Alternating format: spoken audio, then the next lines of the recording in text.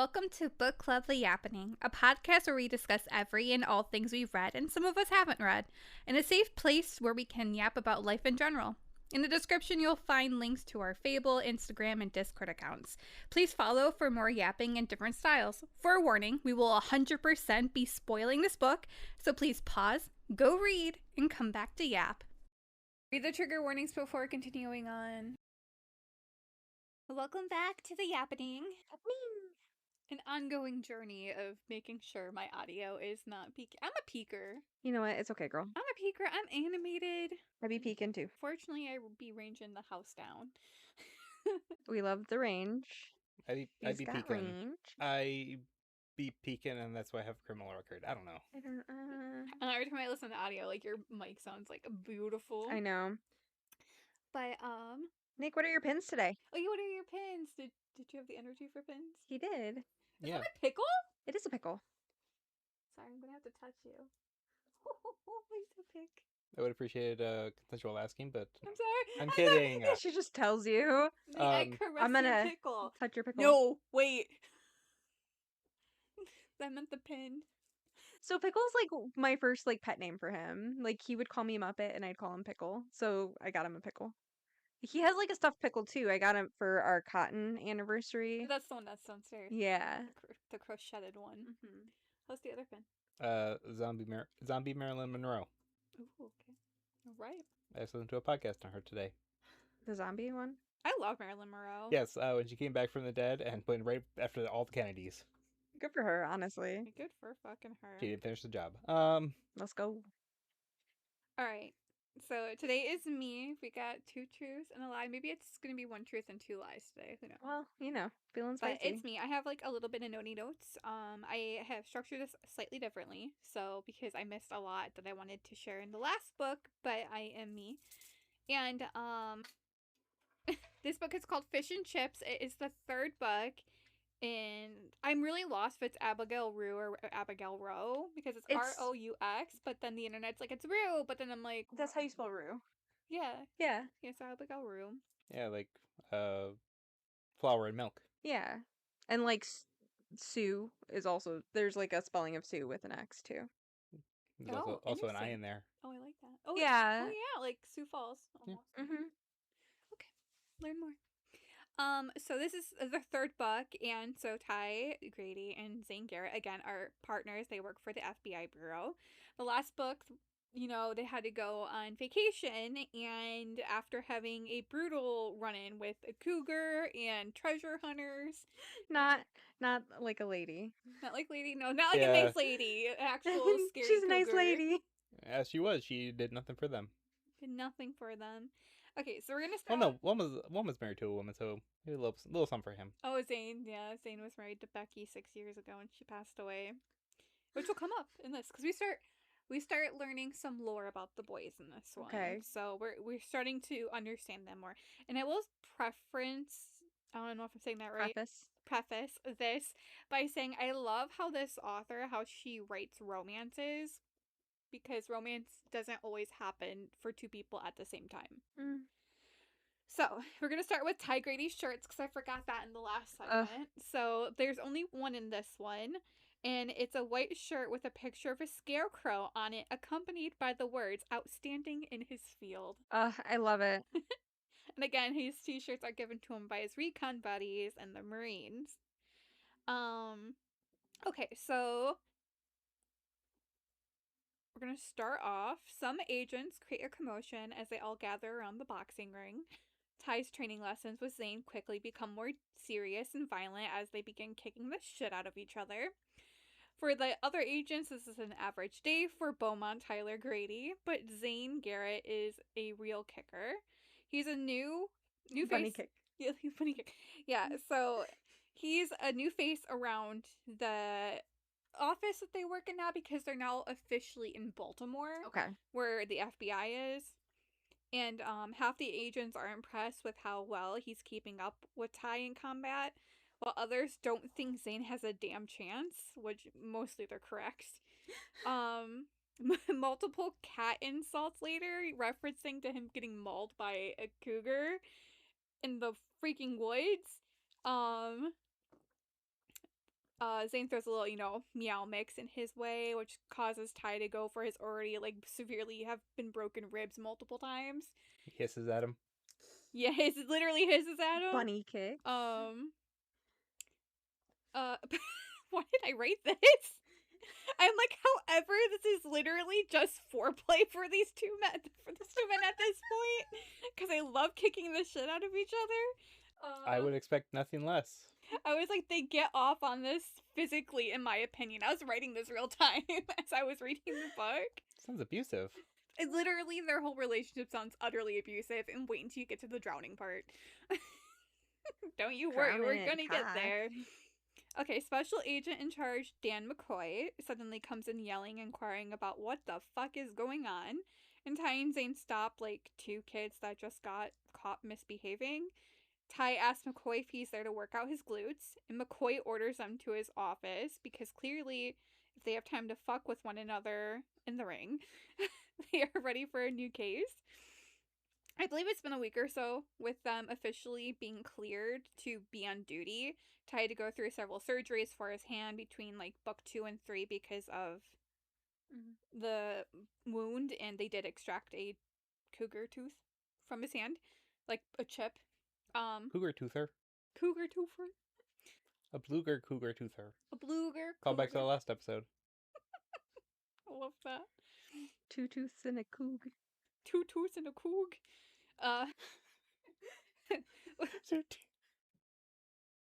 There's a podcast name in there somewhere. 2 tooths and a coog. 2 tooths, 1 coog. 1 coog. Oh, jeez. Once they get showered and changed, they head to his office and learn that they will go undercover on a cruise ship called the Queen of the Mediterranean. Okay. That is currently docked in Baltimore. Corbin and Del Porter. They were wanted and arrested for an array of crimes like stealing art, dealing rare gems. Like, just think of like high class like movie like White collar crimes, very like in the artsy world, and how you would do like black market auctions type stuff, illegal poker games type thing. Think of like that type of like. I'm thinking of the show White Collar. Yeah, I've never seen it, but apparently I think I would like it. A lot of people told me I'd like the show. Saying, so very high, like classy, high profile crimes. They have enough evidence to convict them both, but what they want are their cohorts, and they would be dealing with on the cruise. So Zane and Ty share a resemblance to both Corbin and Del Porter, so they will go undercover as them. The kicker, McCoy places out rings on the table, 2 silver rings, and Zane clocks it before Ty that Del Porter and Corbin are lovers, married, and Del Porter is arm candy for the most part, which is going to be Ty's role, because Ty fits Del's description. Nice. So when Ty learns he'll be going undercover as Del Porter, McCoy books him a whole day at a spa treatment for waxing and hair bleaching and a manicure, essentially the works. I love it. He's gonna be hairless by the time he's done with this. Ty's blushing and mortified. Smooth as a seal. Smooth as a seal. Literally. Thinking weasel, and I'm like, those have hair. No. You know them smooth weasels. Smooth weasels. My favorite kind. So Ty is blushing and mortified, and McCoy's having a great time at his expense. Actually, both of theirs, because they have to pretend to be lovers.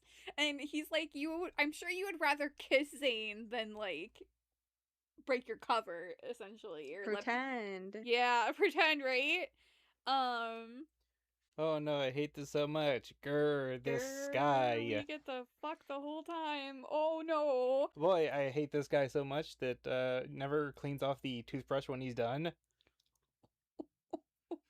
What? Nothing. Oh god. This guy that snores all night long, just Nevertheless, Ty will do his job and slips on the silver ring and wonders how Zane will take changing out his golden ring that he wears all this time, his ring with Becky. Okay. Because he's always worn it. Thanks, Becky. Thanks, Becky. Inside joke. Sorry. Thanks, Becky. Her passing obviously has taken a toll on Zane mentally, and Ty figures Zane will have to figure that out himself with having to remove it and put on the fake ring. They go to They both go to meet Corbin and Del Porter just kind of to see how they're going to go undercover as them. At that moment, Ty figures out that Del Porter is also British. Okay. And he's like, motherfucker. So, I mean, he can do a British accent because of like all this time undercover, but he's rusty. So he's like, God damn it. I think in British that's mummy Mama. mummy fucky? Nope. Mummy fucky? Mummy fucky. Motherfucker, mummy fucky. Oh. Mummy fucky. Sure. Mummy snoggy. Mummy Oh my god. mummy snogga. It's It's been a long day. I It has been a know. very long day. So yeah, Del Porter is British. Ty is going through a whirlwind of why fucking me, what did I do in this life to deserve this type of shit moment. Mhm. That's the best way I can describe it that he's going through. Del looked at Ty, sorry. Del looked at Ty like he should be standing under a waterfall in a gay porno with how handsome and clean shaven he was. Nice. So that's literally what You don't have to cry. No, I was trying not to yawn. Are there a lot of waterfalls in gay porn? Not that I've not seen. that I'm aware of, but I can kind of get like the gay, like The bath, like a bathhouse. I could perhaps. basically Del's like a sexy, so sexy. That's just what's happening right now. He's arm candy. You know what they say, sex dells. Sex Dells. Okay, Dad. So, just going back a few minutes, I was thinking about how like one of the early naming conventions for the podcast was Two Ghouls, One Something or Other. Oh, yeah. And had I known I'd be a bigger part of it, I would have suggested like two ghouls, one Zad. Two girls, Oh, two ghouls, one dad. that would be great. Two girls, one sad. I love that, Zaddy. I was trying to keep with the Two Girls, One Cup naming convention, but Lo and behold, he did not realize he was being dragged into this whole damn Yeah. thing. And I would have gone to the police academy for exactly one day, and we could have been Two Girls, One Cop. No. Two girls, one cop. A cap. Two girls, Well- a cap. Two girls. No, there's something there. Yeah. I'm confused. It's okay. We're all confused. We'll show you a video later. Okay. No. Oh. Now I feel offended. She won't share it with. I've never even seen it. All right, we'll just give it a pause here. Two Girls, One Cup. You know that? Oh yeah. My mom Okay. made me watch it. My mom's seen it. I have not. My mom. Okay, so we can cut this out if we want. Yes. My mom can't be embarrassed because she's no longer amongst the living. Love you, Mom. Rest in peace, Queen. Really rest in peace, Queen. So my mom came home from work one day, and my mom was not like a computer savvy person, and I'm 18 at this point, and my mom's like, Jessica, there's something disgusting on the internet that I have to see. Everyone at work keeps telling me, and I don't want to ask this Where of did you. she work? She worked in a factory. Okay. So she's like, I don't want to ask this of you, but I want to see it. So can you pull it up for me? And she's like, it's called Two Girls and One Cup. And so I did. And me and her were throwing up together, essentially, in the same room as it was happening. Oh, that's some nice bonding, or as you would call it, bond. Literally. Oh, God. And there's... At the same time, this same video was floating around with which we can cut this out, but with a guy that died because he had sex with a horse and it ruptured his intestines. Mr. Hands. I don't consider that a curse. He might. He died doing what he loved. He did die doing what he loved. A horse. Sorry, that's not funny. Right. A man is dead. Don't disrespect animals. Sorry. No, you're fine. I'm just in the world. Like, this is what you get for disrespecting. I think I pulled a you. Uh-oh. Oh, God. Shit. If you pulled a me, Brittney would be upset.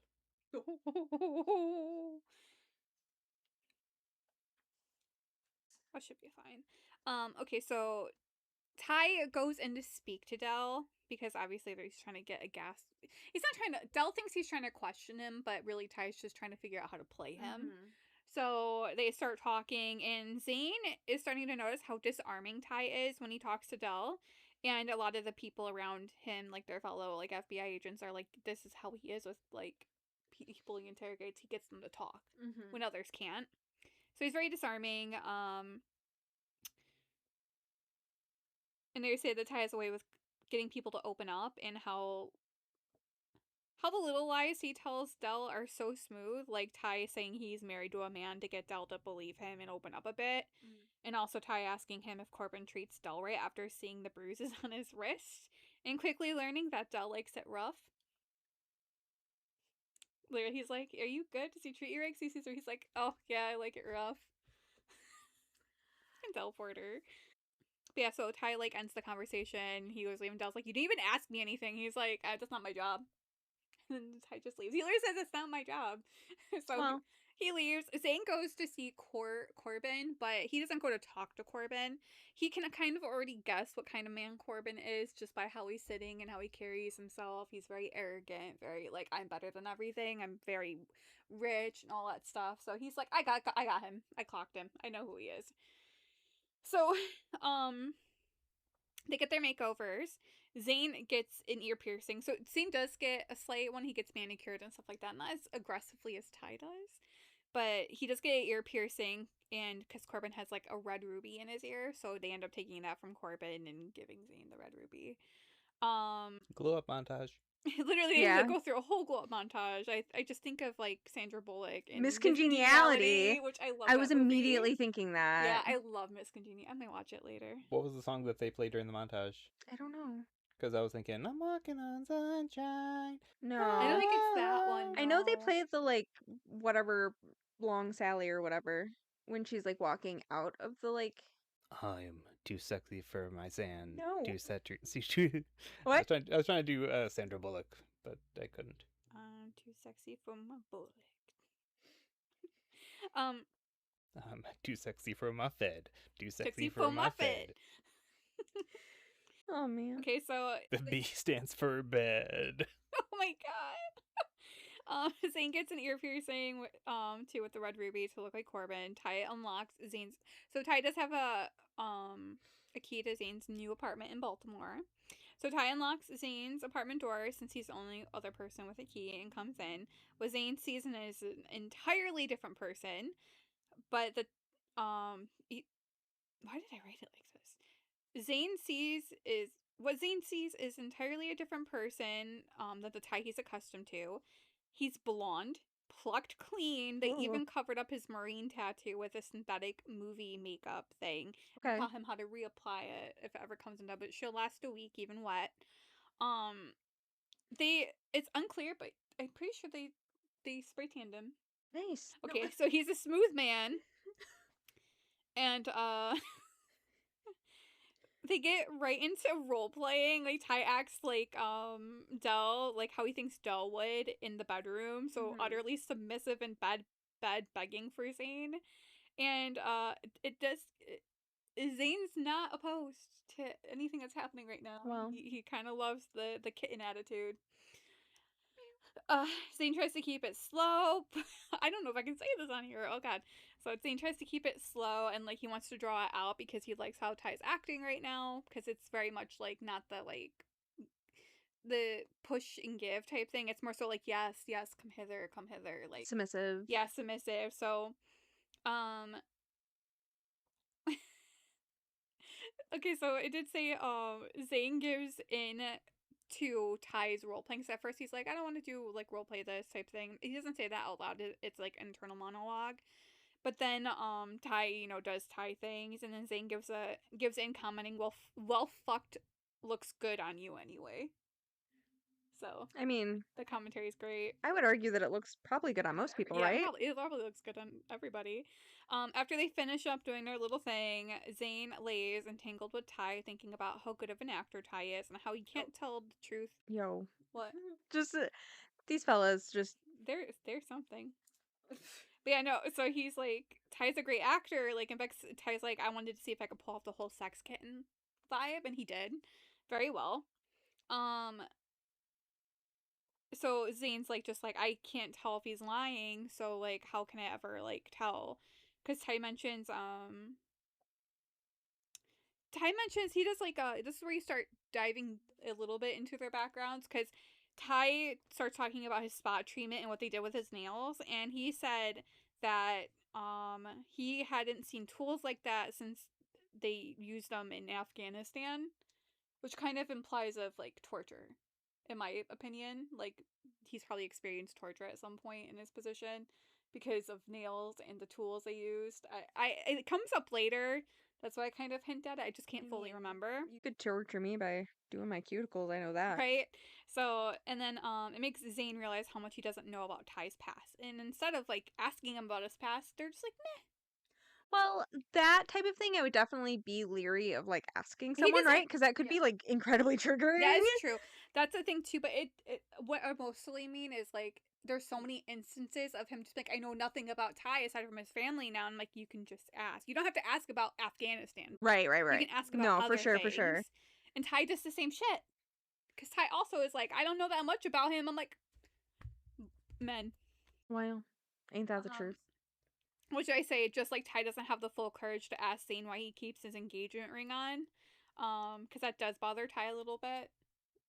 The whole, like, he gets it. He does. He's like, it's not my place to say anything. I do feel like if your partner died, though, then you kind of get a free pass on that. Obviously not forever, especially if you get remarried, but like... That's where, yeah, Ty agrees. So he's like, he loved her very much. That's not my can of worms to say anything about. Yeah. And if it makes it comfortable, it's, who am I to say? Like, in Outlander. Yeah.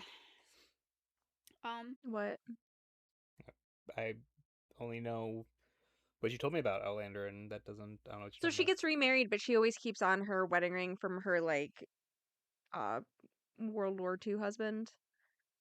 Which is crazy because, like, she comes back to him and then, like, they very much fucking hate each other, and then she still keeps the ring anyways. I'm like, babe, you've, like, moved on from that. But anyway, so she keeps her, like, original wedding ring on, as well as her new wedding ring. Okay. So within 24 hours, they get whisked away with their like team, their tech team, that carefully take their weapons and hides them in their luggage because they have to go through a bunch of security to get on this boat. And they can't just be like, "Yo, we're FBI taking over." That's too risky. So there's a comical moment where Zane is pulling through like throwing daggers out from all over his clothes and just setting them down one by one. Like in Ty's never seen any agent carry throwing knives before, but Zane gains his approval a little bit because of that. Because, yeah, so Ty gets words. Wow. So Ty gives a little approval to Zane. Will not tell him that, though, because he doesn't want to stroke his ego. God forbid. They're in public. That's true. That's so true, honestly. They finally get to their massive suite cabin with only a few available on the ship. So there's like this, like, think of like the craziest suite you could fucking get in a cruise. And there's only like 3 of them on the ship. So they obviously the porters are very well loaded. Because they get to play with the porters' money on the ship. Cute. And they own their luggage. They can only go with Del and Corbin's luggage. So they get to pack like a little bag of their stuff, but in all intents and purposes, they have boarded with Del's and so much Corbin's. of the like the undercover case aspect of this. I'm like, I have no idea what's happening. But yeah, they're just fully technically undercover now. But it's really funny because like Del, obviously he's a sex kitten, so he barely wears clothes. Like it's all like open, very flowy. Oh my god, I light. love that. And Ty hates it. The only thing he does like is he wears Del's like jeans, and Zane does make a comment that he's pretty sure he's going to steal those, like that Ty's going to steal Del's jeans after this is over, because it's the only thing he'll wear because he hates the clothes. The denim so much. kind. Yeah. So. She said like I was confused. Like I didn't know what jeans were. No, I wasn't making a joke that he's not going to steal his semen. Sorry, guys. Well, he's gonna give it away for free. He literally, because they stopped using condoms in this book. Good for them. Literally, it was funny because like we had mentioned it in the last one, and you're like, and you're right, they do get tested regularly, and they're like, Ty's the one who brings it up. He's like, do we really need these anymore? Yeah. Because there's at one point, we'll get to it. Okay. Okay, so they get to the master suite. They talk about having a nap and getting room service because it's just been a long time, and then they have to go over their itinerary because they have to stick to it like glue. Because the cohorts that they're going to be meeting there will probably meet during the itinerary. Because if they're doing illegal dealings in person, they most likely will do it while they're crossing through the ship. So Ty notices Zane is scheduled for high stakes poker and wonders if he even knows how to play. Zane said he played a lot in Miami when he was undercover, so he will be fine. And suddenly Ty wants to know about those days in Miami, but he will never ask. Like Zane never asks about his Marine days. They talk about clothes and luxury, and you find out Zane's family is wealthy, and he comes from wealth. And Ty tells him to explain, and all Zane says is his family owns a few ranches, and he is outcasted from his family. Ty asks if he was cut off, and Zane just basically says that that's not the case. He just doesn't feel like he belongs. And that's how you learn about that. You also get Ty lore about him laying in a bed of silk, but it not being a fond memory because that person tried to kill him. That's as vague as it gets, and you don't learn more about that until several books later. I'm just gonna say that right now. But Ty do be bed in. He went to Dracula's castle. He went undercover in Dracula's He met the wives.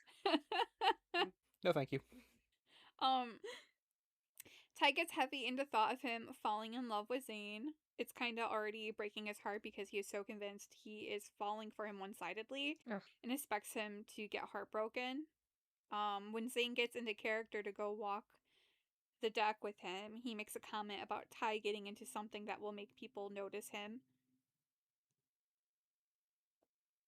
Hold on, my notes are weird. Okay, so he makes a comment about Ty getting into, like, an outfit, like one of Del's outfits that makes him the flashy arm candy that Del is. And, and then Zane has a thought of, like, so, because Corbin would probably want people to see that Del is his. So Zane's like, I want to convince people that Ty is mine. So it gets into that whole, like, role play aspect. They decide to keep it to the decks to at least show their faces and to perhaps enjoy the ship before they get too deep into the case. Ty lounges in a chair under the winter sun in what I imagine to be like a pool greenhouse. Because it's obviously warm in there so they can swim. Yeah. Like a glass type dome type thing. Okay. Maybe not a dome. Zane had gone off somewhere and it makes Ty uneasy not having him near. But he knows that they're undercover agents on the ship with them because they're supposed to be undercover agents on the ship with them in case they need to, like, break cover and do some shit. Oh, they're undercover, all right. They're undercover. Lots of By the way, like, I'm not gonna... They be doing the sexing a lot. They've probably already done it once or twice already before this moment. Honestly. So. But, They'd be cruising and shipping. He can't quite spot the undercover agents. He's like, usually if you're trying so hard, like, you're easily found. Like, he's like, there hasn't been an instance where I haven't figured out somebody was uncover. But he's having a hard time finding anybody. Okay. So with the urge to just fidget in his lounge chair growing, he decides to sit up and scan the crowd to see if Zane had returned. And lo and behold, he notices a hot, dark-haired man surfacing from the pool with a ton of women gathered around to watch in their swimsuits. And why I wrote no more notes than that, I have no idea. So we're winging it from here, y'all. You just, like, go into a trance. I do. When you do this. You're just like, I don't know what's happening. I don't know what's happening.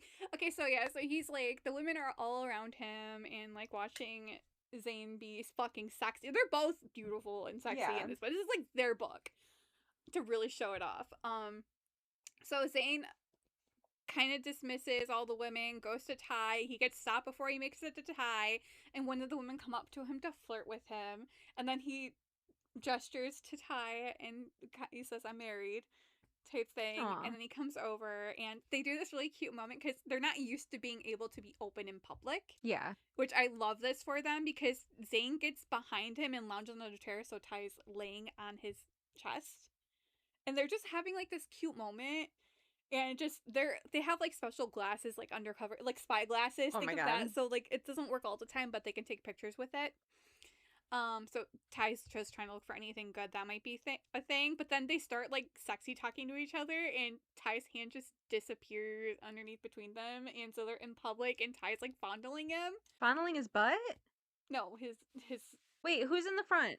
Okay, so think of like, say I'm Zane, right, and then I'm hugged around, like kind of like a koala bear. What? I don't know what's happening. It's fine. Fondles, got it. Okay, so here's I'm gonna lay it out for you, right? Okay, so Zane's facing forward. He's leaned back on the lounge chair. Yes. Ty's in between his legs, and Ty's back is against his chest. Yeah.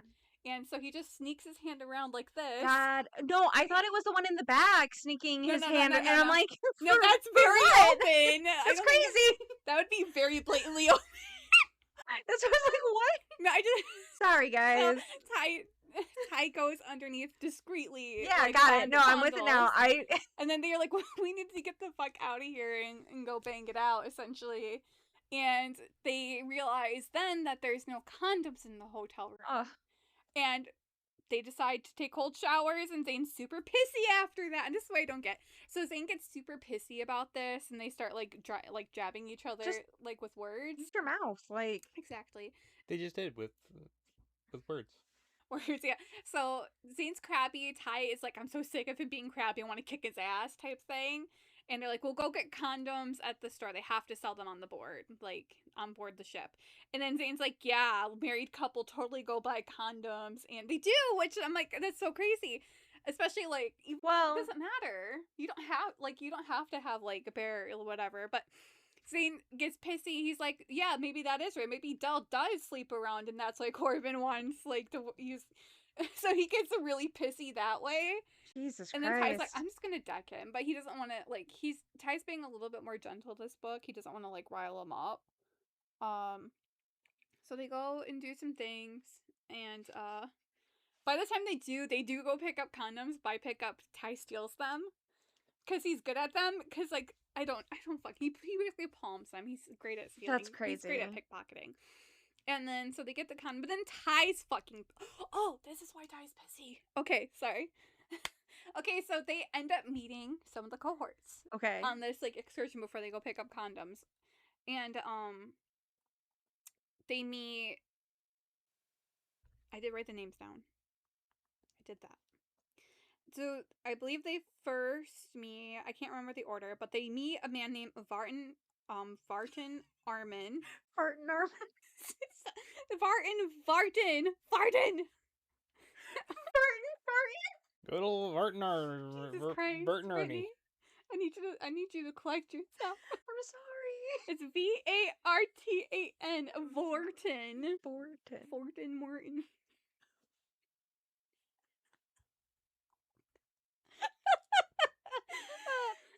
Vartan. I'm so sorry. That's probably a lovely name. Probably. So Vartan Armin is one of them. And then there's Lorenzo and Norina Bianchi. Okay. So the Italians, and I forget what Armin is, where he's from. He's a hammer. He's a cloudy hammer. From Russia. He's not. I think he's Turkish almost, because he goes back to Turkey at some point. Maybe. Don't quote me on that. It could be a lie. So why Ty's pissy, because they meet Lorenzo and Norina when they go to dinner. Mm-hmm. And so they like Lorenzo immediately clocked. It's like, you're Corbin. Mm-hmm. And so they start talking. They are happy to meet. Del and Norina were the ones who planned the whole trip, the whole cruise ship trip. And they're apparently besties. And they find this out because Norina is blasting Italian at Ty. Okay. Because Del knows Italian. Nice. Oh. Ty doesn't know Italian. Oh no. So Ty gets pissy justifiably. And so he's been pissy since he got the condoms. Oh so he's trying to figure out how he's going to do the whole Italian thing. But they do eventually like work around it where Norina is just using English. So she does know English. You can tell Lorenzo and Norina are very much in love. We'll fast forward to a part because obviously they're still filling things out. Zane goes to his first poker game with the boys, and that's where they officially meet Armin and Lorenzo. Sorry, I'm thinking. No, you're good. Thinking. So Zane obviously he's deals with addiction, so he is clean currently. He gets served like by Bianchi like this really fancy whiskey, Mm-hmm. and it's like, shit, how do I turn this down? So they start playing poker. He ends up cheering because like it's going to be offensive if he doesn't drink this really expensive like rare fucking whiskey. Mm-hmm. So he ends up getting a little drunk. He's great at poker, by the way. He wins a lot of money. And Ty senses something. Oh, Ty's going through Dell's luggage, and he finds a flash drive and Italian recordings on a thing, and he realizes instantly that Dell's a fucking spy. Ooh. So he doesn't know what the fuck's happening. He just knows that Dell is not what he's meant to be, and it more so seems like Dell is spying on Corbin, and it's like a honeypot situation. Okay. So Dell married him and whatever because it's part of his job. Okay. Like, fuck. We're like, we could be in trouble. We have to go find somebody. So Ty can't find any like special agents on the ship. So he goes to the poker meeting where he's not supposed to be. And then Ty's like, Zane, I have to see you. Kind of like, honey, we have to talk real quick. And Zane's like, I'm sure what you have is not more important than this, because Zane's like thinking, what would Corbin do in a situation when the hand is high, and like, why would he let Dell tell him to come from a table? And he's also, you know, a little drunk because he hadn't drank in a while. And he's like 3 glasses deep at this point. And Ty clocks it, and he's pissed off, and he doesn't want to deal with it. So Ty says, fuck it, I'll figure it out myself. So Ty goes to the deck. He suddenly gets jumped by 2 Italian men, and they literally put a gun in his mouth.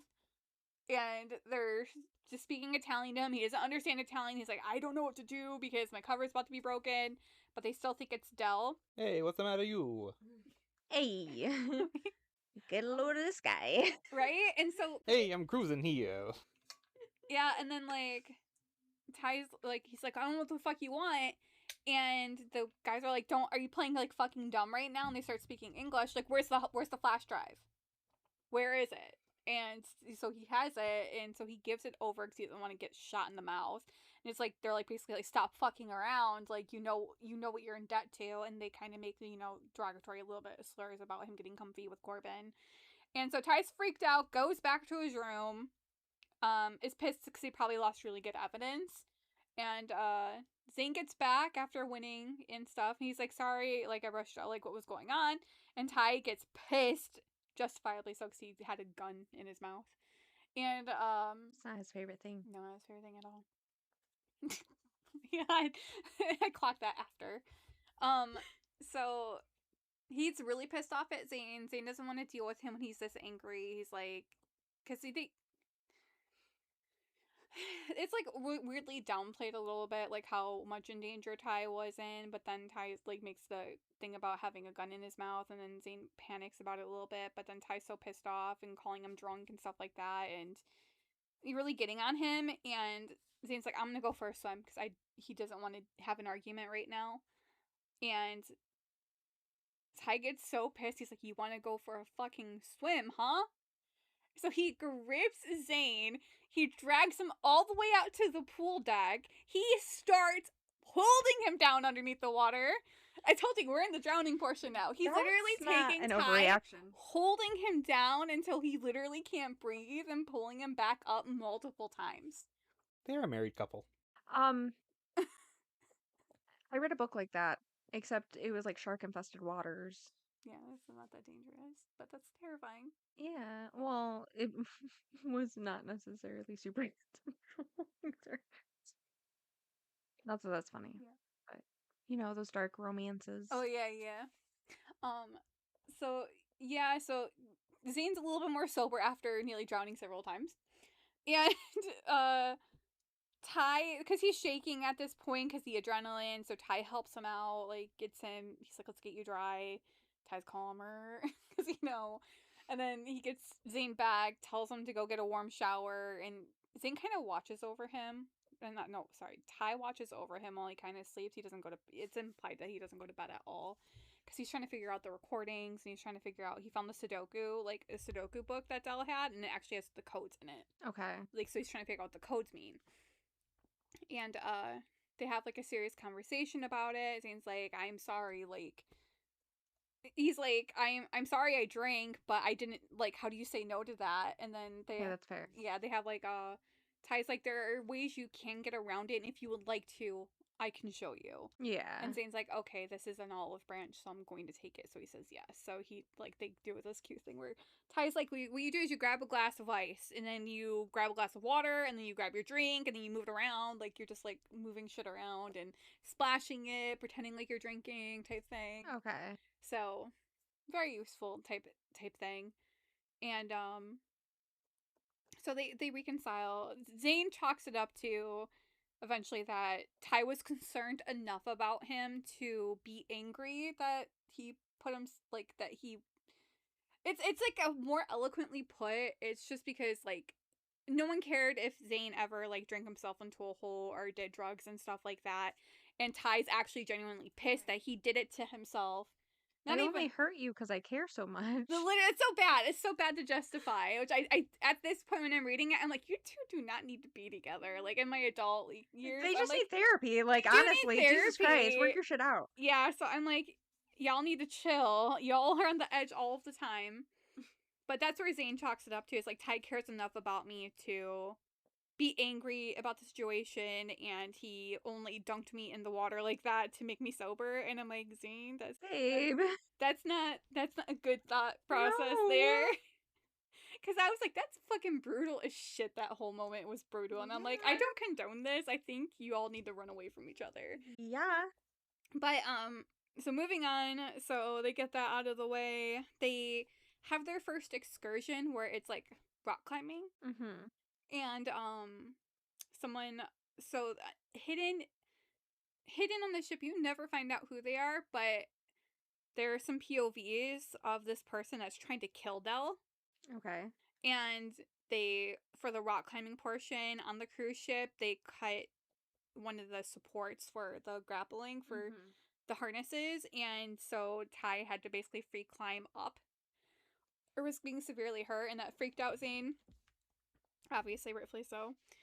And so that's when they start realizing that Dell's a target, and then obviously you find out Dell's a spy in his own way, and they can't figure out if he's with the Italian police, because they're pretty sure that the people who shoved the gun in Ty's mouth they're part of the Italian police force. Okay. And then they're realizing, oh shit, the FBI is in on somebody else's sting. Yeah. So, Is that your... What? I was trying to figure out what accent to do, but right in the middle. This is our jurisdiction. That was so French. That's still better than what the fuck the audiobook had. Well, I was gonna say. That audiobook was really bad. Mario. It sounds like Mario. It's my jurisdiction. Oh my god. So that whole thing goes down, and then they go scuba diving, and they have a tank issue because the same said person nearly completely emptied out Ty's tank and filled it with, I forgot the chemical, but it makes you sleepy. Okay. So they go deep diving, and he's excited to go diving with Zane because he loves scuba diving. But then he realizes that something's wrong with his tank, and they're at the bottom. So Zane figures it out eventually that he needs air. So they start sharing Zane's thing, and they get up safely, and they're like, "What the hell?" So I'm not entirely sure what's going on. They eventually figure out that Armin is part of whatever the fuck Dell's caught up in, because Armin pulls Ty aside. He's like, "You're looking really comfortable. Don't tell me you went and fell in love now." Oh my god. Type thing. So you can tell that Armin's the one who planted Dell into Corbin's life. And, because you find out later that Armin wants part of the business. Okay. Type thing. So, and then he does some weird comment where he's like, "You look really good in that." Like kind of hits on Ty Dell a little bit. And, so he tells Zane that encounter, so like, okay, we have to watch this dude, we need to figure out how to get into his, like, suite, because he does say that his suite's right next to theirs. Mm-hmm. So it's like, we're gonna have to find a moment to actually get into that room, and they have a big dinner coming up, and they're like, okay, let's go ahead and do it during the dinner. I will make myself scarce. So Ty's gonna make himself scarce and climb, because they're not gonna be able to get in through the door. So Ty's like, yo, we have balconies, so I'm just gonna climb the side of the ship to go into the other balcony. And Zane's like, what the fuck? But okay. So that's their plan. Before this, they do another excursion. They do cliff jumping, which Ty's very excited for, and I will have to apologize and correct myself, because in future books I thought there was just miswriting where Ty isn't supposed to be afraid of heights, and I thought they mixed it up by saying Ty was afraid of heights later, but Ty does admit that he's afraid of heights early on. Okay. But he says that he enjoys the fear of it almost. So like when he cliff dives, he's afraid of the height, but the fear, obviously the adrenaline gets him. Which they obviously make slight little like things like that's what Zane likes. He likes the adrenaline, the rush type thing, but nothing more serious. And so they have this moment because Zane doesn't like heights at all, so he doesn't want to jump. And he's like, I'll walk you up and I'll leave down. And as Zane leaves, Ty's just like really wishes Zane would have jumped with him. But then he kind of makes an analogy. It's like me free falling here is like me free falling for Zane, like in love. And he's never going to fall with me. And so it's kind of like a symbolism for him. It's like Zane won't jump with me. Like he's not going to fall with me type thing. It's really like beautifully put in the book. So they plan this meeting. They all get together for dinner. Same said crazy person. Not crazy person, but the person there to kill them. He in the description, he literally plants poison in all of their drinks. Okay. Aside from almonds. So their drinks are being passed around. They're having dinner. They're talking, discussing things. Like Narina and Ty, they go dancing in tango. Zane gets a little bit jealous because he's really good. And he's like thinking Lorenzo would never let Ty near Narina if he knew he was bisexual. Because they'd be looking good together. But yeah, so they dance. Ty finds Narina very insufferable, but also lovely at the same time. Okay. And even when they're doing this, like, sting, he's like, I feel bad for them, because the Italian police are obviously there for the Bianchis. Yeah. So, they're there to investigate them. And, so, while they're at dinner, Ty and Zane have a little conversation after dancing. Ty excuses himself. He luckily does not drink his drink that has the poison in it, and Zane doesn't drink his drink because he's not trying to drink. So Armin suddenly is like, hey, like, it would be a shame for that, like, whiskey to go to waste, so can I have it? And they really don't see Armin drink at all, and they're thinking Armin's up to all of this at this point, like, that Armin's up to Dell's death, and that, like, Armin's trying to get them out of the way to take the business over for himself. And then at the same time, they have a conversations like, well, if they think that Dell already fell in love with Corbin, he's dead weight now, so get rid of him now. Or if you lay him up in the hospital, then Corbin, if he loves him, it will be too busy to even think about work because he's so worried about his lover being, like, you know, medically bedridden. But then they have a discussion that Ty's like, okay, maybe he knows, maybe Armin knows that Corbin's not actually in love with Dell, but Dell's in love with Corbin, and that's why he's only fucking with Dell. And that was also, like, a slight, like, hidden thing of, like, also, like, Zane, because what they're seeing is not Corbin and Dell, they're seeing Ty and Zane. So that's the kind of the thing that they get on about, is, like, they're seeing how much Ty loves Zane, not Dell loving Corbin, because that they're not really there.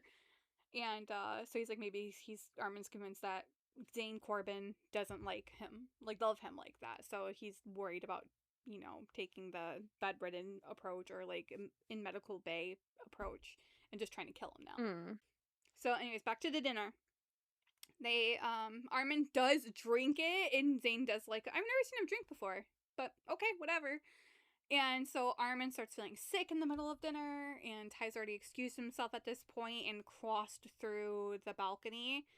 And he's like, no one locks their fucking balcony, like, on a cruise ship. There'd be no fucking way. Well, it's fully locked with the door jam in it too. And he's like, motherfucker. Well, I mean, if you're up to some shady shit and spy, etc. I know, that's what I said. I'm like, if you know he's there for some dangerous shit. I lock my shit all the time, especially if other people are on board. Right, especially, if someone is actively after you and they would have the skills to, like... Yeah!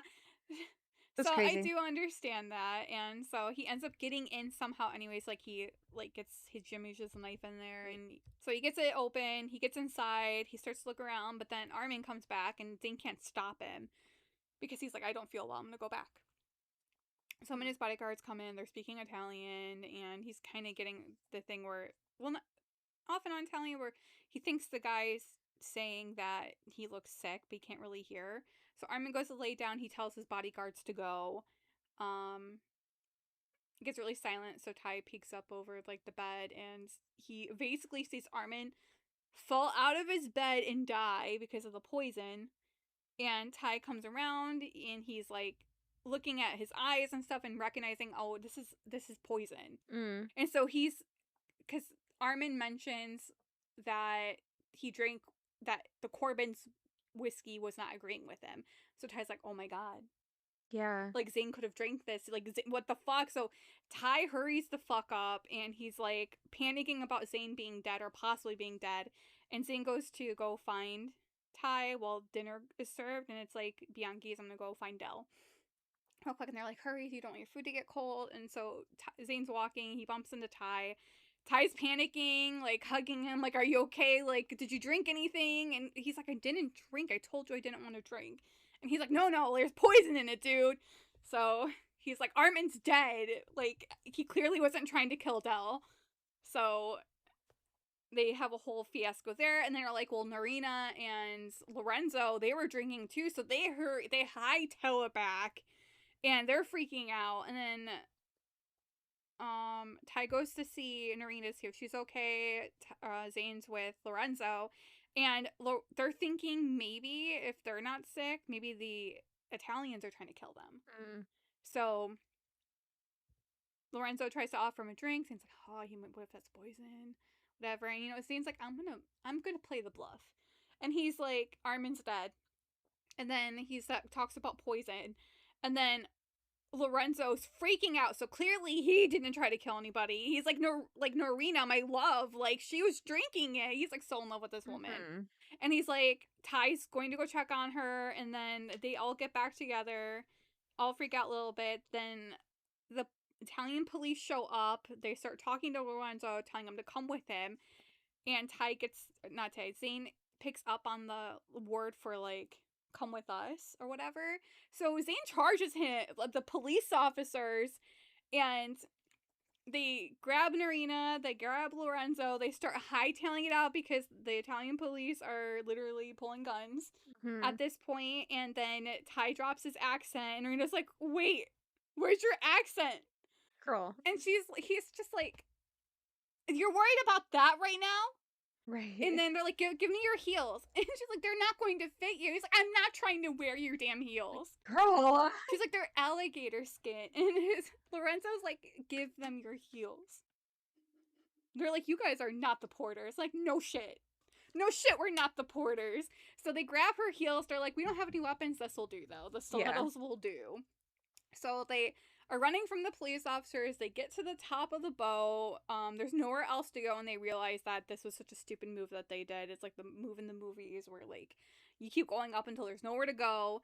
So Ty sees the pool over the, like, 3 stories up over the balcony, and he's like, okay, we gotta jump. The roof is open. We jump in the water. So he started throwing all of the patio stuff into the pool, and so they kind of push Narina into the pool because she doesn't want to do it, but Lorenzo's like, just get, girl, go. So they jump. Ty needs Zane to jump, but Zane's like, I can't do it. I can't fucking do it. Like, just go. He's like, I'm not leaving you. And he's like, I just can't do it. And so the Italian police are getting closer, and Ty comes over, and he's like, Zane, I really don't want to die here with you right now. He's like, go. He's like, I'm not leaving you. And he's like, Zane, I love you. So he finally admits that he loves him. And he's like, so please, baby, come on. And so Zane's like, dazed. He's like, what? Like, did he just say it? And so he does end up... Huh? He just answering like, what? What? starstruck, he's like, I do trust you. And so he jumps with Ty into the pool. Because there was also a comment, Ty's like, you're gonna be so pissy if I have to push you over here and you miss your mark and you break a leg. You're not gonna let me live that down. Yeah. So I need you to do this. And so they do jump, and then in the pool, he's like, did you just say that to get me to jump? And then Ty does not respond. He just goes to the edge of the pool. Okay, bitch. And because they're still collecting themselves because they just jumped, so it's taking a minute, and Zane just takes that as a, well, fuck him and his, Right. manipulation type thing. And then so the security at the boat take them all. They're like, y'all are fucked. And so they put them in cells. And I will say, okay, so backtracking, it's almost Christmas time. And Zane he wins like a $500,000 pot at one point, and he ends up buying Ty a gift. It's and it's really cute because me and Amanda have them. We have little like compass pendants.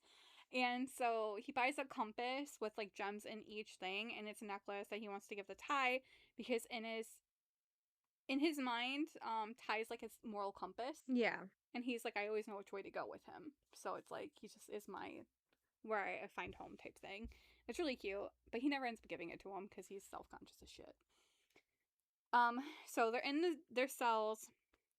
It's kind of like wrapping up where like everything just kind of went to hell. And they have a serious conversation, and Ty's like, I wasn't just saying that to get you to jump. I actually do love you. Yeah. And he's like, I've loved you for a long time now, and I'm sick of hiding it, and it's one less secret between us now. And Zane's like, yeah, it is one less secret, but he doesn't say I love you back. No, because it's true. Zane does not love him yet. Okay. So yeah, so Zane will love him. What he is feeling is love, but Zane's not aware that it is love. Like, he's not ready to speak that yet. Okay. So it is true. And even if Ty said it, even if Zane had said it back at that moment, he wouldn't believe it. Yeah. Because he's afraid to love. It's like everything Zane is feeling is love, but he's in the denial part. Got it. Of being in love. Like, he knows he's afraid, but he knows that he always wants to go back to Ty. And like, there's no one else essentially at this point. It's just getting past that fear wall. Mm-hmm. And so they all get a little lighthearted again. Fast forward, they get back home, they get debriefed, come to find out that Del Porter was planted to go figure out all of Corbin's dealings. Del was with Armin, and they were going to kill them all, essentially, to gain the business aspect of it, but the Italian police were on Bianchi, and then I guess the Turkish police might have been dealing with Armin. And Del did fall in love with Corbin, which is why when they docked in Baltimore, Del did everything he could to get him and Corbin arrested. Okay. So that Corbin wouldn't die on that ship. So they got flown back to like New York, and they were going to deal with whatever they were going to deal with their shady businesses. So yeah, they wrap up. They find out that the FBI agents, the secret agents that were on board, they got caught very early on by Armin. And they tied him up and put him in a pantry, like, on the fucking ship. So they were just stuck there eating sweets and drinking sugar, I guess, the entire time, like, just soda. Oh my god. So whatever. So that's why they had no help. And they like so they wrap all that up, and then they go to dinner together. It's like right after Christmas, and they go to a fancy like steak dinner because Ty loves meat. He just loves meat, and it's kind of a makeup for all of the shit he had to go through on the fucking cruise ship. And so so color me this. So Ty is blonde, right? And he keeps talking through the entire book about once he's done, he's getting a buzz cut. And in my head, you could just dye your hair brown again. Yeah. But now he gets a buzz cut. I mean, apparently he looks damn good with a buzz cut. Yeah, because if you want it to be your natural hair color, and then also it would be significantly more convenient just to buzz your head than Mhm. go somewhere. Oh, I guess he wouldn't want or to do even it do like a again. box die. Yeah, Yeah, plus I think he would just be so over it at that point. right, plus like hella damaging, but I'm sure that wasn't his main concern. But yeah, I would just assume buzzing would be so Oh, much he more did. convenient. So he's buzzed. They're both in suits talking, and it's kind of like Ty's more comfortable now because Zane thought it would be awkward for him to come back and having confessed his love and Zane not saying it back. So they have like this whole like thing, and it becomes more lighthearted. And it's kind of cute, and so it kind of just ends there with them having like a steak dinner together, and them actually being slightly affectionate in public. Love that. Obviously, they can't because of their job. It's not. Well, yeah. So that's the biggest thing is that if they want to stay partners, they can't do that. So wherever they're at, they're able to be a little bit more affectionate. Mm-hmm. And Ty is. It's so surprising to see that Ty's the most affectionate out of both of them. So yeah, I love my boys. It's a great read. Honestly, Love that. it's such a good read. And there's so much other little things in there, but yeah, I feel like they always fucking up their missions. Ugh. Unfortunately, I don't know what the codes ever meant. If they might circle back later. Okay. That's what I'm thinking because like where did the USB drive go? Oh, Where yeah. did the Sudoku stuff go? So I do think it circles back. I would love a book on Abigail, my queen. Why didn't you write a book about Del and the Porters? Why? I don't know. I'm writing a fan fiction. Okay. About the Porters. Nick will read it and do it on the episode. Because he likes fanfic. Dude, that would be such a good book. Because she does have other characters that we will meet later that intertwine, which now that I'm done with 3, I have to see when those books go. Branch off, yeah. Yeah, because they become really big. One of them's an assassin. I love it. Nice. Are they going to be furries? I don't think so. There's going to be a lot of Pomeranians. Yeah. No, I'm not going to read it. Oh. It doesn't have furries. Oh, shit. Oh, man. I'll make Del a fucking furry. Don't you worry. They're going undercover at a furry convention. Yes. Zane remains a human, but Ty is now just inexplicably, I don't know. Into puppy Minotaur. play? Oh. Oh my god. Okay, it did do a little section, so I think when I do these books, I'm going to do Ty shirts, story, banter. Okay. So here's some of the banter from Yes, this let's book. go. So, okay, so Ty wasn't his... Oh, wait, what? Okay, so it's a key part. So for Zane, this is Zane context. Ty wasn't his keeper. Ty was his conscience. Okay. That's part of the whole like drowning thing. Yeah. Too.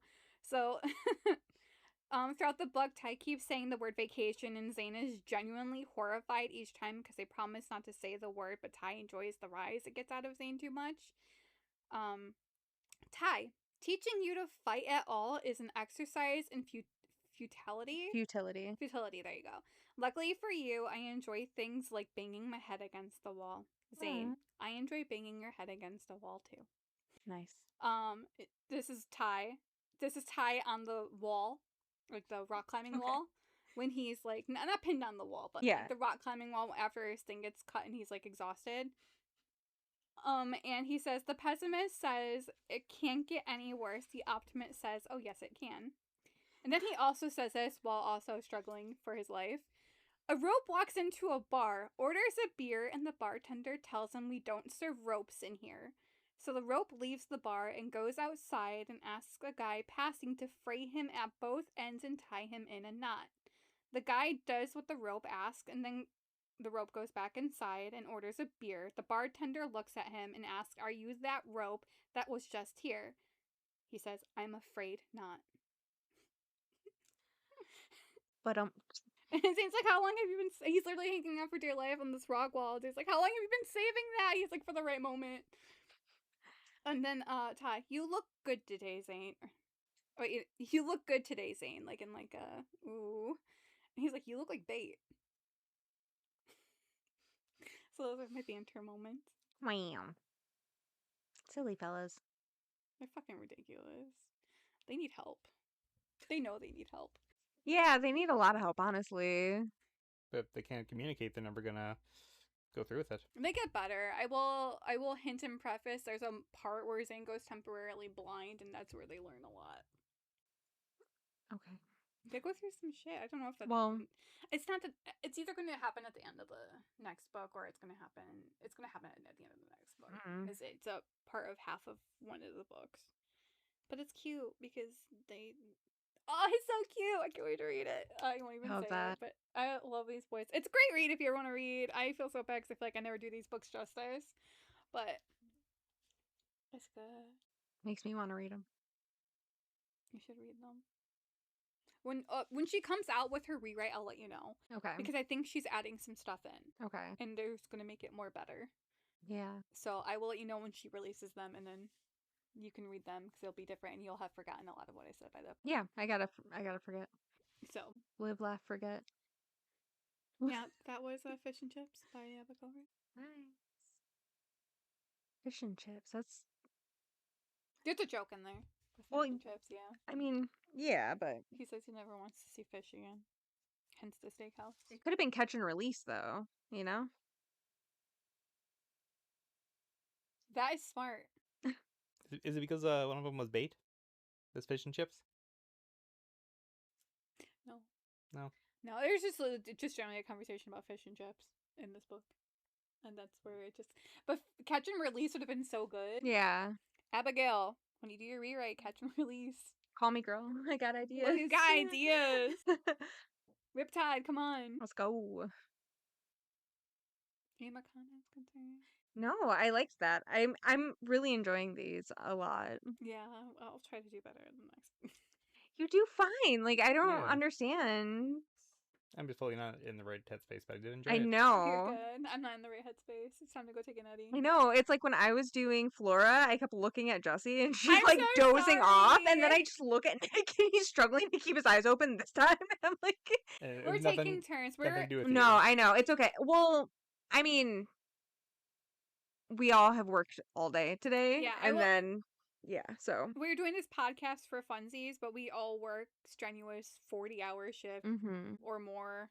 But this is like the fun part of This my is, like, life. So, like, I will relaxing. not give it up. Because even when we're like coming home and editing all night, at least for me, it doesn't necessarily feel like work.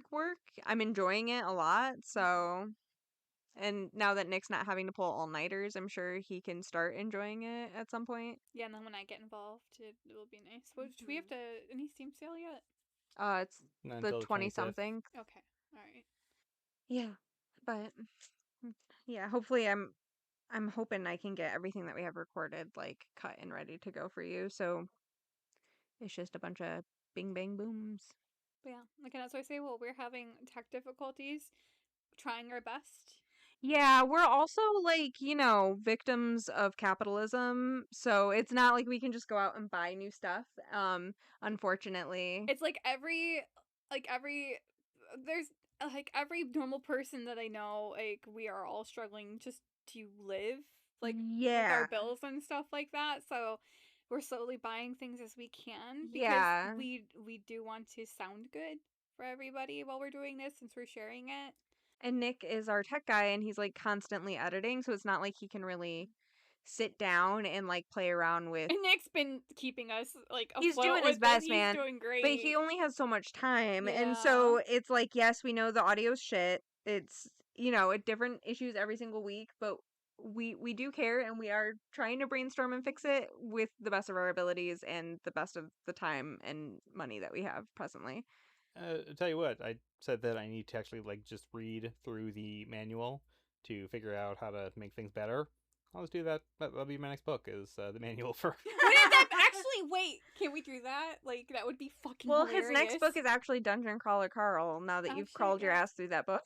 I did crawl my ass through that book! Plus, okay, if either of you can make a joke out of microphone inputs and then outputs that's not a sex joke, and then delays that's not a sex joke, I will do it. I will do it as a book review. Why can't I make sex jokes? You're really just clipping my wings here, fella. Mine too, that's all I got. How dare you?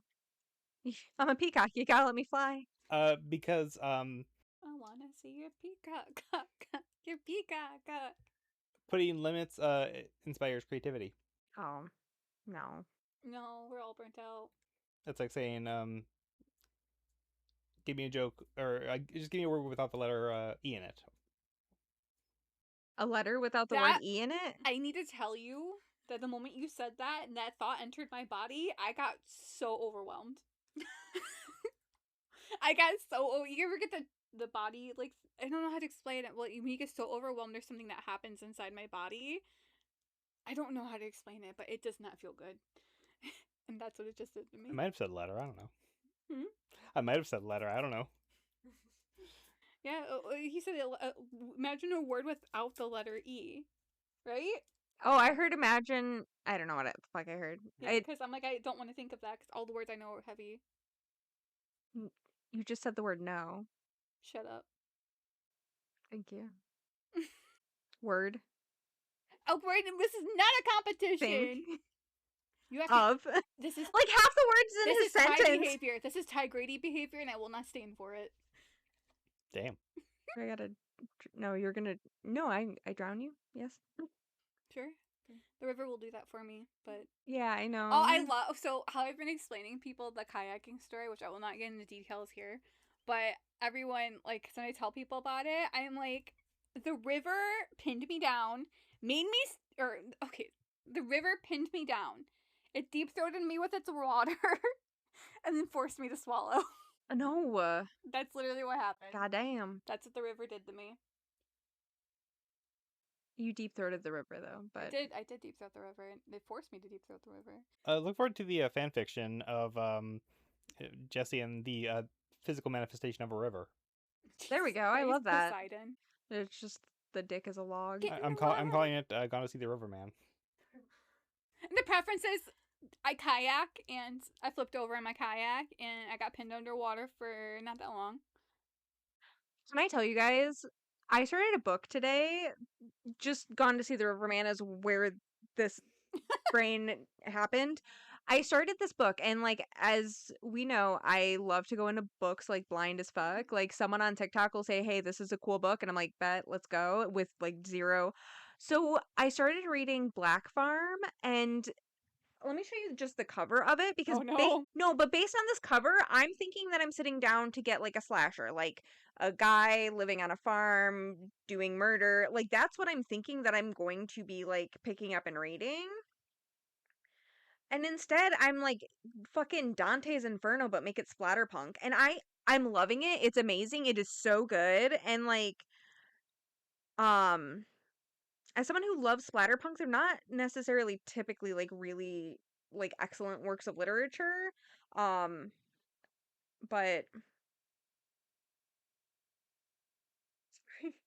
I could have just Googled it, but I didn't. But like, Looks murdery. Yeah, a Discord server I'm in that I don't use super often. They recently had like made a book channel, and like I should pop yeah. in every once in a while and say something. I don't. But one of the books they were talking about reading, someone was talking about reading, was The Black Farm. So when you said that, I'm like, that sounds kind of familiar. I saw that cover. That's definitely familiar. For me, it's on par with Gone to See the Riverman. Like, I wouldn't necessarily consider that to be splatterpunk, and I don't think it is technically splatterpunk, but it's definitely more of like an extreme horror, very gory. But like, it's just so well written. Like, it's just so good. And this is the same thing, but also again, I'm sitting down thinking I'm gonna be getting like an axe murder book, and it's a man fighting his way through hell trying to find his girlfriend. Well, it's a man with an axe, so you think you know what you're getting into. Yeah, like just honestly going into a book blind as hell sometimes is the most fun shit.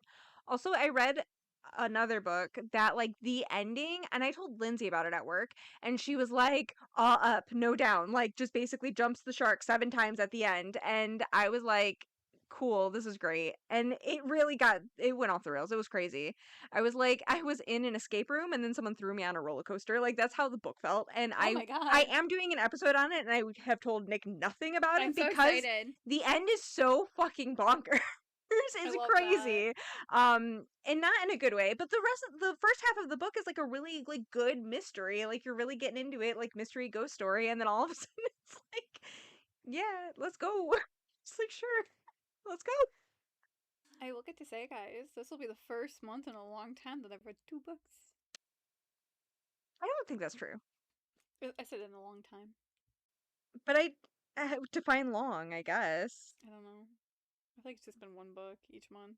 No, But once I can start Dungeon Crawler Carl 2, I'm so excited. I really wanted to start it the moment. Girl, in May you read Even Though I Knew the End and Sticks and Stones. So that's 2 books right there. I guess that's true.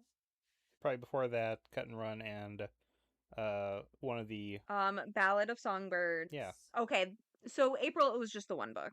Oh, okay. Yeah. Which I will start Sunrise again.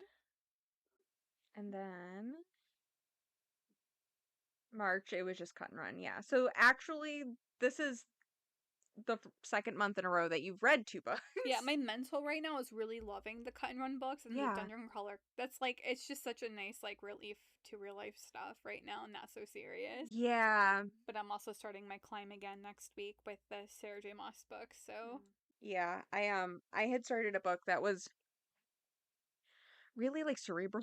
It's like really good and really beautiful and like artistically written and like it's not about the yogurt, so it's a lot of thinking and it's not really the most relaxing thing to be consuming on my way home from a long you're day at reading work. Shakespeare at this point. I mean no, and like the first it's a series of short stories and the first story is like a riff on the Green Ribbon and like as a millennial girly who is spooky, the Green Ribbon is like it's all about. It's like from it not Scary Stories to Tell in the Dark, but it was a different similar like type book and it's a girl has a ribbon around her neck and like Oh, I know what you're talking about. Yeah. I read it. yeah, it's a riff on that and it is so good. But you kind of got to unpack some of them and I'm like I can't be doing this. But yeah, Send us out, Nick. send us out, Nick. Carrying that head around like a reanimator. I'm still yapping better than I ever did. That is all I got for now. See you all next time. Bye. Bye. Bye.